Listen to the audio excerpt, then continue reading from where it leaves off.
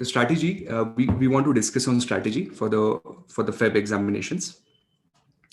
We're about 15 days away for some of you it's 20 days, some of you it's 30 days, but more or less all of us are looking at last 30 days before we write the exams.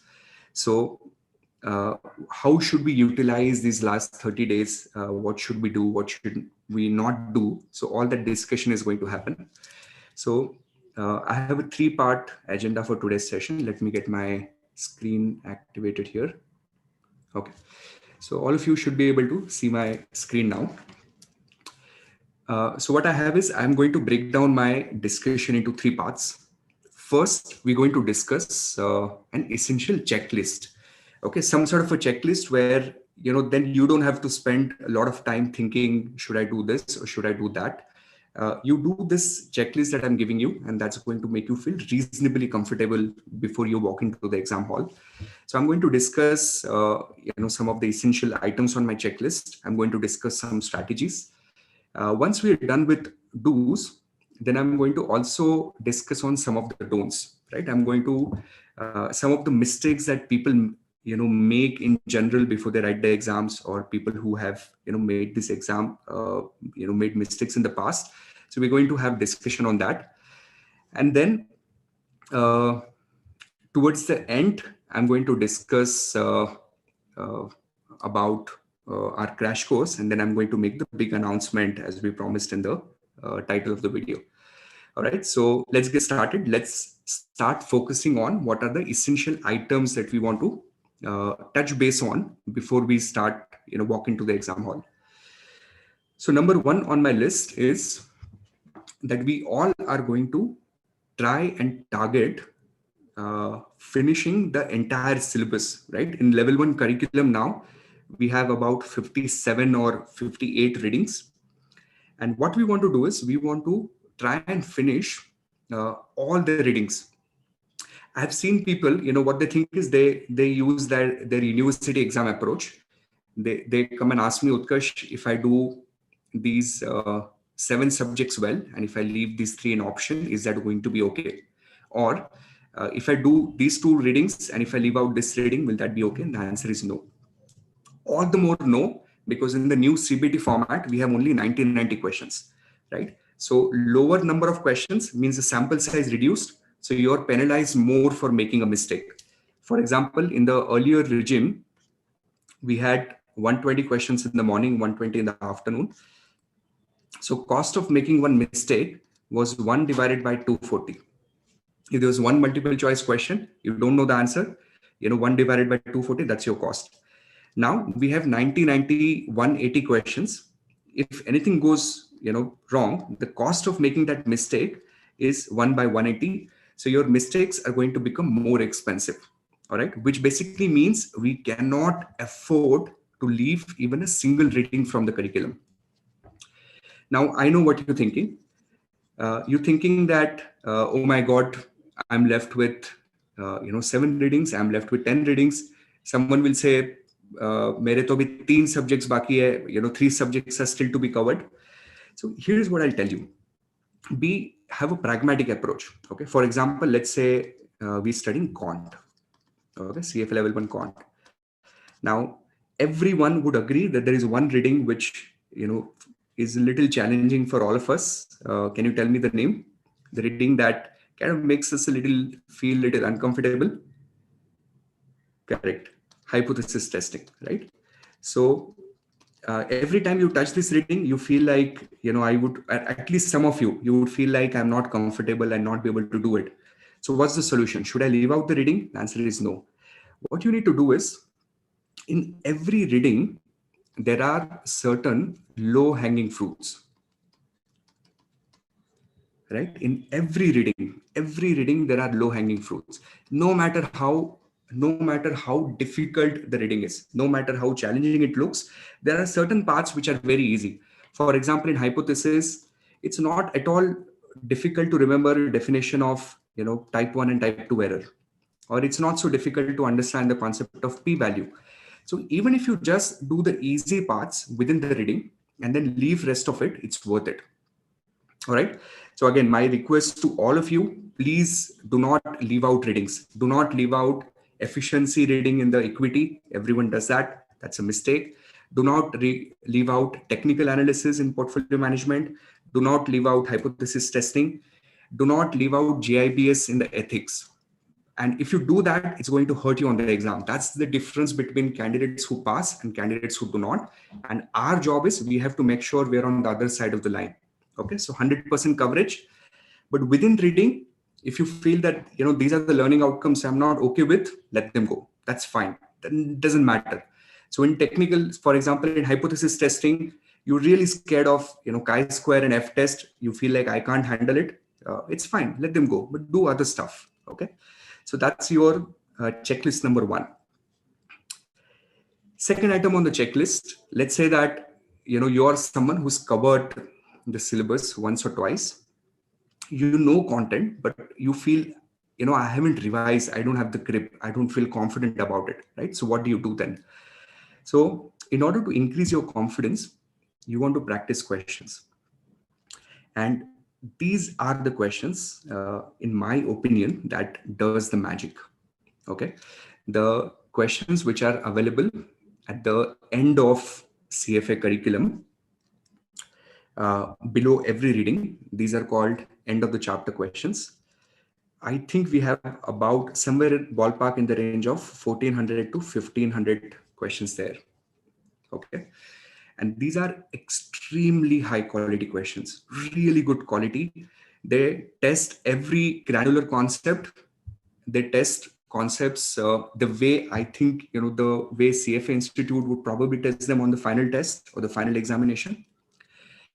In fact, if you read how to use this curriculum section, like there is a how to use this book section in the CFA curriculum, somewhere in that section, they have mentioned that many times the questions on the actual test, actual exam are inspired or are taken from CFA curriculum examples and end of the chapter questions. Okay. So from that perspective, these are extremely important. I will recommend you to do all of these questions 2 times. Okay. So first time when you do them, the way you will do them is you would solve one question, then you would look at the solution, you would figure out, okay, this is correct, this is wrong. You would put them some sort of a mark, let's say 1 star for easy, maybe 2 star for a little more difficult, and 3 star would be, I couldn't do it. Then revise them one more time, but revise on the areas that you couldn't do earlier. Okay, but do them twice, make sure you're comfortable. If you're someone who's already done this, you've already practiced questions, do other questions. There are plenty of resources that you guys have at hand. One is, of course, the FinTree quiz, right? So there are about 5,500 questions on the FinTree site, do them. You have candidate resources. So there are a lot of questions there. Then keep on practicing questions. That's your step number 2. The third thing in your checklist, which is an absolute must, is writing full-length mock exams. Now, minimum that I recommend is writing 3. And of course, towards the end, I would be making some announcement as well with respect to mocks. But the minimum that I recommend is writing 3 full-length mocks. And it can go up to 7. The more you write, the more comfortable you feel. The reason why you want to write mock, right, is most of the university exams that you and we've taken in the past, we did 1 subject, 1 exam, 1 subject, 1 exam. CFA, 10 subjects, 1 day, right? All 10 subjects, you write them in 1 single day. And imagine how difficult that is going to be able to recall everything on a single day. Plus the time management, plus the pressure, right? All of this, you want to have that experience at least a few times before you walk in on your final day. So please write mocks, save time for them, take out full-time leaves, write 3 to 7 mocks. When you write the mocks, you identify what kind of mistakes you did. You work on your mistakes, right? You fix your mistakes, memorize the formula, learn the concepts, whatever it takes.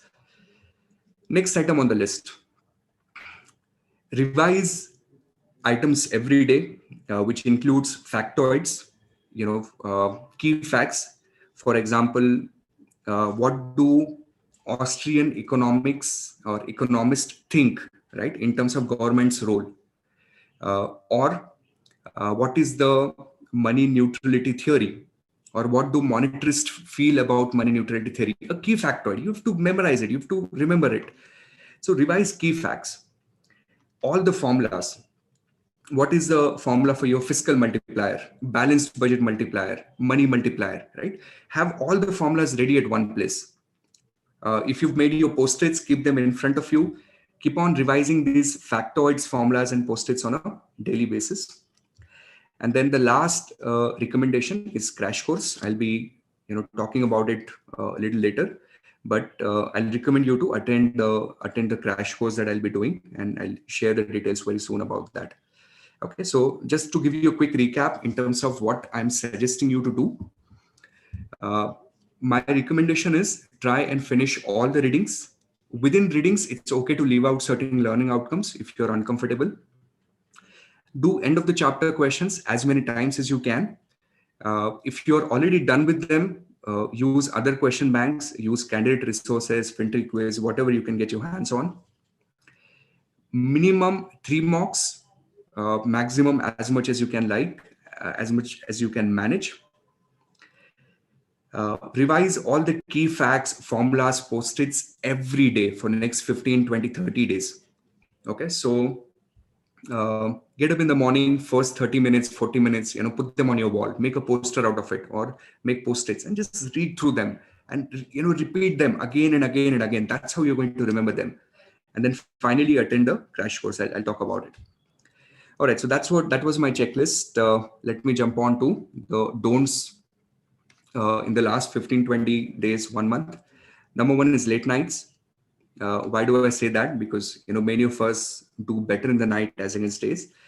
Simple intuition that your exams are going to be in the daytime, and you want to be operating at 100% efficiency, right? Your brain has to be completely focused, channelized at that time.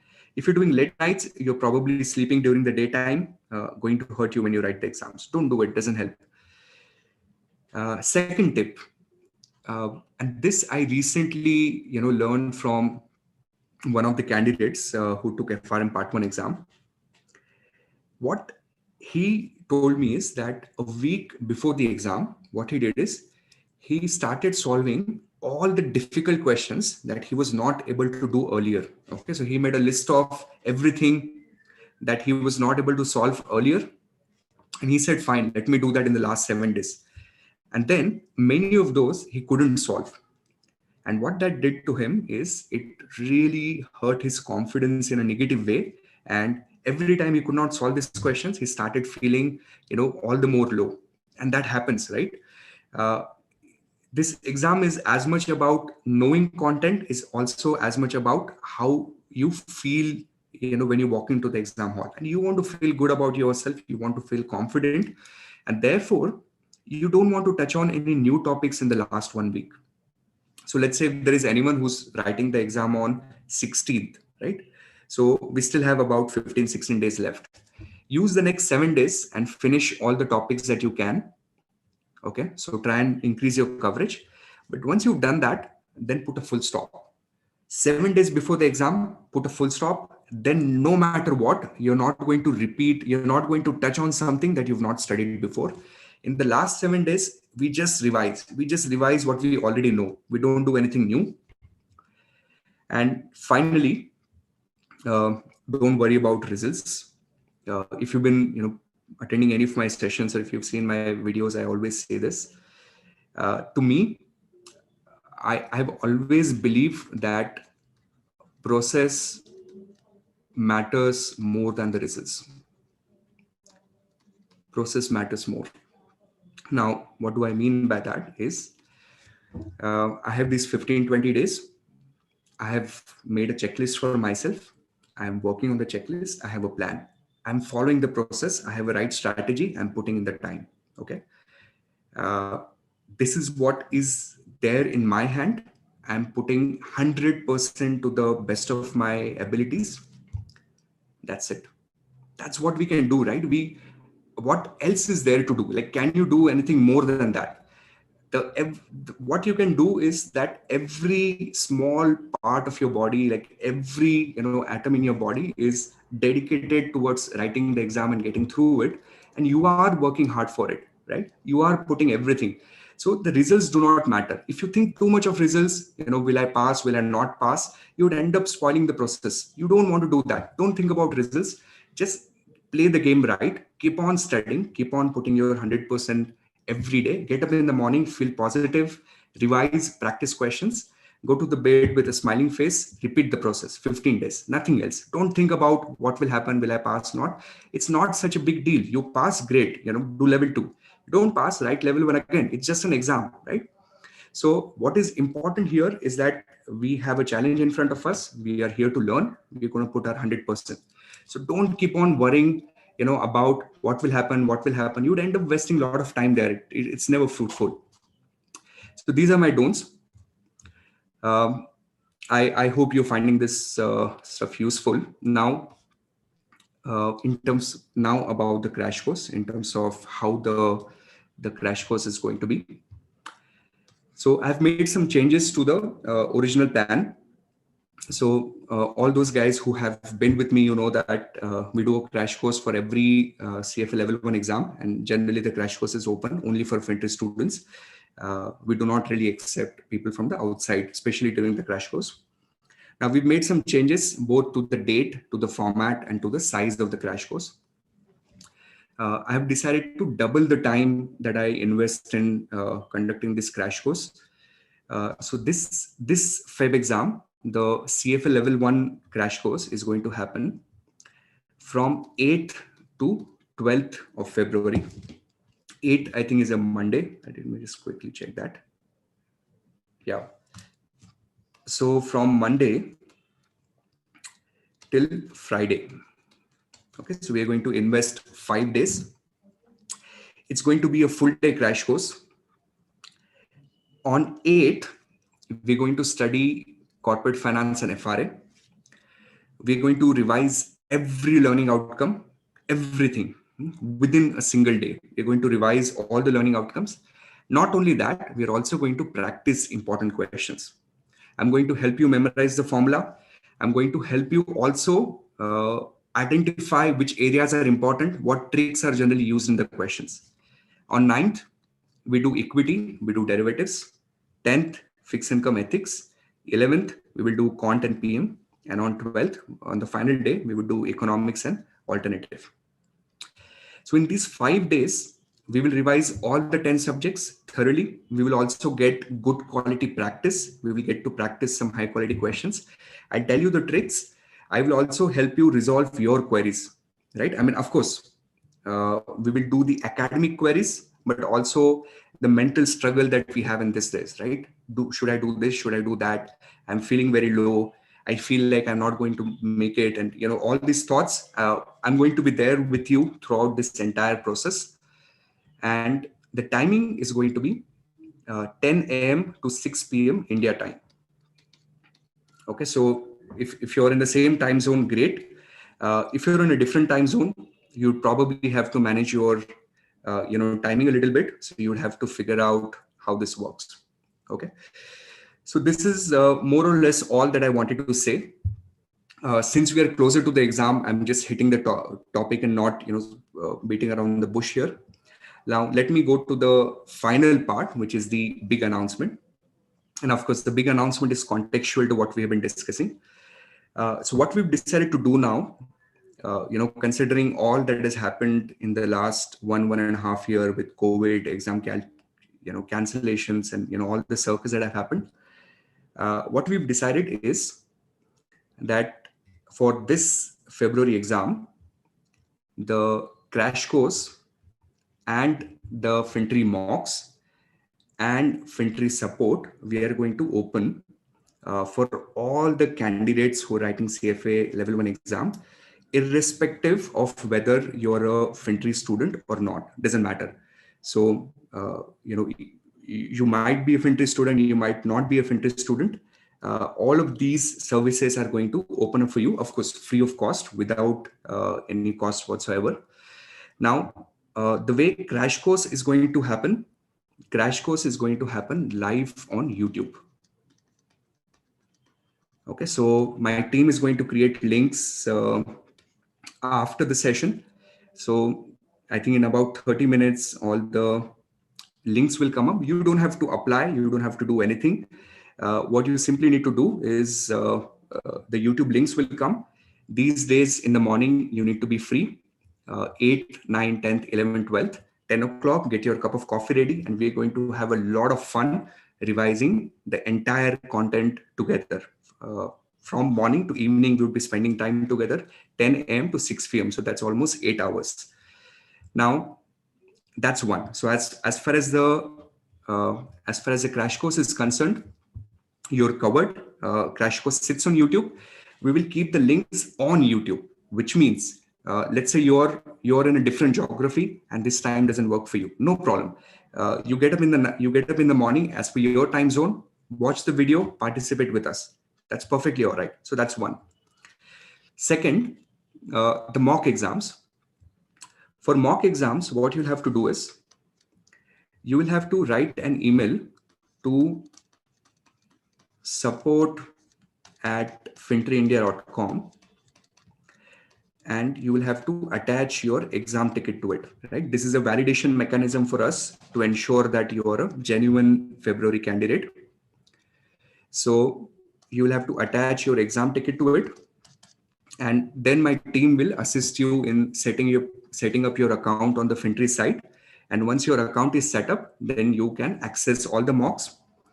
These are CBT format mocks, so you would get a good experience of how the live exams are going to be. And for support, right, which you need uh, quite desperately in the last days. You want someone to answer your queries. At times you have small queries. At times you feel like this question I'm not able to solve, this line in the curriculum I don't understand. So you need support for those kind of things. So what we're going to do is this crash course videos of respective subject. Okay, once they come on YouTube, then you guys will be able to post your queries in the comment section. For example, let's say you're reading CFA curriculum on corporate finance, and there is one line that you do not understand. Let's say something like discounted payback period would generally be longer than payback period, for example. You take that line, you post that in the comments of which video, of the video in which we have studied corporate finance on 8th. So you put that line there and you say that, can you please help me understand? And then me and my team will try and answer those queries within 24 hours. Okay, so the entire support team of FinTree, we would be dedicating to helping candidates to take the level 1 exams. And we will try to answer all your queries on the comment section of these videos for respective subject. For example, a fixed income query needs to come on a fixed income video. A quant query will come on the 11th video. So you can keep on posting your queries and me and my team will keep on answering those questions to you. All right, so this is more or less what I wanted to discuss. I hope that this was worth your time. In case if you found this useful, then please like the video so that it spreads a little faster. And I am personally very excited to do this crash course. I remember I used to do crash courses like these when I started teaching way back in 2011, 2012. These used to be marathon sessions from early morning to late night. We used to keep on revising subjects and keep on grilling. And we're going to do the same thing, in these 5 days. We're going to have fun with those subjects and we're going to revise entire content. So with this, thank you very much. Wish you all the best. Again, last, do not keep on worrying about results. Does not matter. You guys have gone through a lot, especially the June and December people from the last season. Mentally, it has not been easy for you. It has been a really long wait. And now it's a time for us to, bring out all that pent up energy give our 100% in the next 15 days and let the process speak for itself. All right, so thank you very much. And I will now directly see you on 8th.